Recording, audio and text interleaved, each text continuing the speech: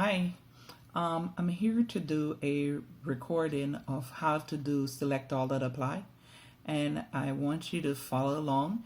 And every time that you approach a select all that apply, I need you to follow these tips, and you will be definitely loving select all that apply. I know that sounds impossible because no student that I know ever loved select all that apply. I don't like it. However, I have like a really good way. Most of you know about saying true and false. No, that's not what I'm about to show you.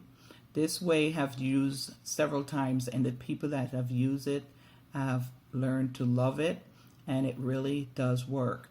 On the discussion, you will find that I added a simple select all question so that I could follow along the video so that you could understand what my approach is and how I do select all that apply. This video is made for NCLEX mentor and coach and all my students that are in my classroom for NCLEX mentor and coach. So the question under the discussion board is like this. So when you log in, you will see the video and you will see the question. The question read, a patient has been placed on neutropenic precaution and the nurse is preparing the room. Which of the following needs to be implemented? So your first step is to paraphrase what you just read. So I'm the nurse and I have a patient that has neutropenic precaution, right? So now I'm getting ready to put this patient into the room.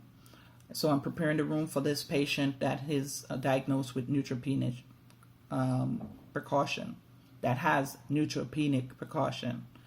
So now the question is asking me, what are some things that I need to do for a neutropenic patient? So I paraphrase it in my own word. A neutropenic patient is coming, and I'm the nurse, and I'm getting the room ready.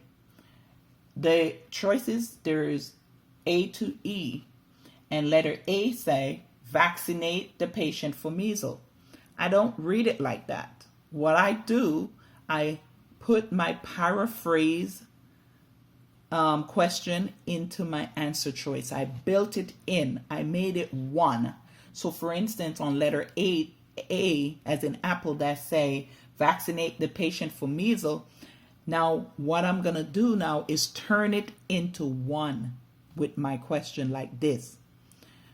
When preparing a room for a neutropenic patient, would I be vaccinating the patient for measles? No, I will not be vaccinating the patient for measles who is on neutropenic precaution because, first of all, that's live attenuated vaccine and they are already having immune issues, they're neutropenic, right? So they're at risk for infection. So you don't want to be putting any foreign material into that patient. So, but the key here is not so much getting the question right now, is understand the process. And the process was, do not just read letter A like you see it written. Add whatever you paraphrase into letter A and make it into a question.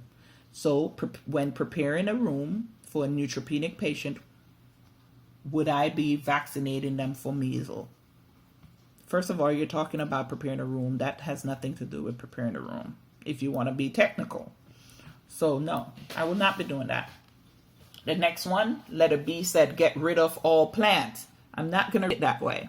What I'm going to do is, I'm going to say, in preparing a room for a neutropenic patient, would I be getting rid of all the plants?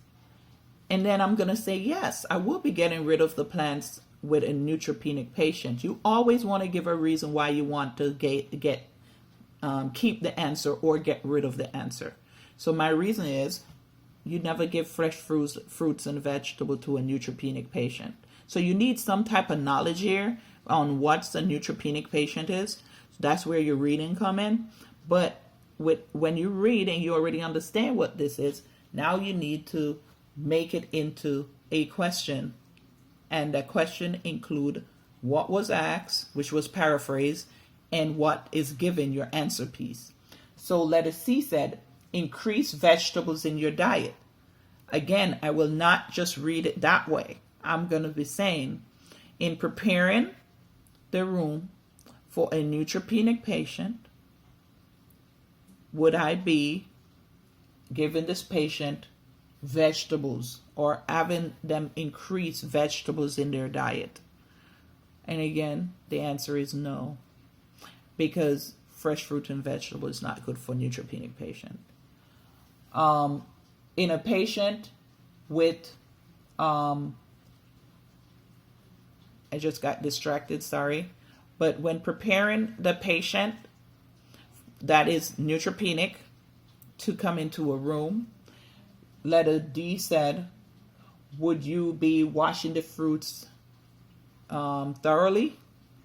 So you could change this around and put it in your own words. You don't have to say, in preparing the room for a neutropenic patient, you could say, should I be washing the fruits and vegetables thoroughly for a neutropenic patient? You could put it that way too. It's many ways to put it. The key is putting what was paraphrased into the answer choices. So build it into one question. You don't have to put it the way that I put it. You can put it in your word, but just make sure you don't forget any of things. Keep everything that you paraphrase, the questions, put everything in it so it makes sense. So letter E was, again, fruit and vegetable is not good for your patient. Letter E, the final one, is saying, have the patient wear a mask whenever they leave in the room.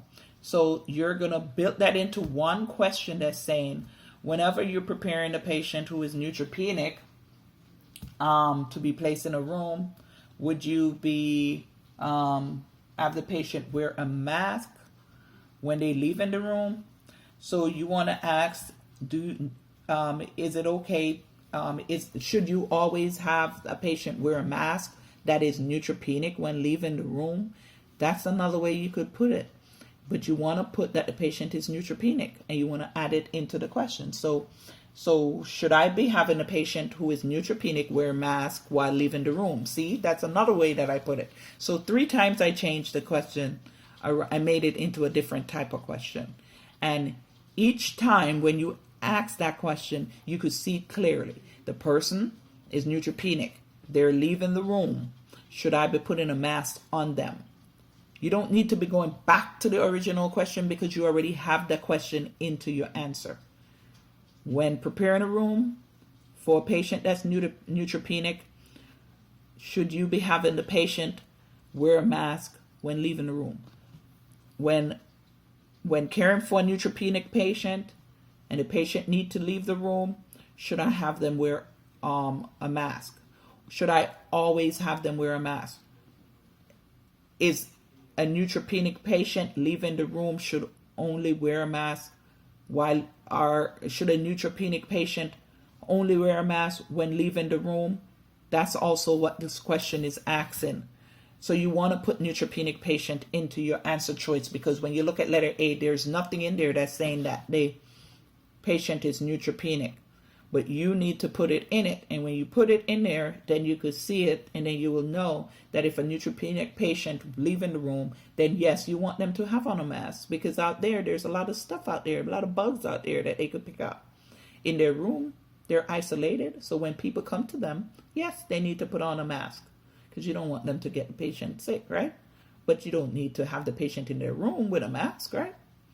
So this is the way I want you to approach select all that apply question. You read the question, put it in your own word, keep all the keywords in. Like in this case, they're placed on neutropenic precaution. So there's going to be things that you're required to do for a neutropenic patient to prevent them from picking up infection. So you want to go to the answer choices and you want to add what you just said, the paraphrase question, into your answer choices. And that's the way that you need to do select all that apply. And you want to follow this at all time so that you can get select all that apply questions answered correctly. Thank you for watching, and I hope that helped. And if there is any other videos that you need me to make, just let me know and I'll make it for you. Thank you and have a good day.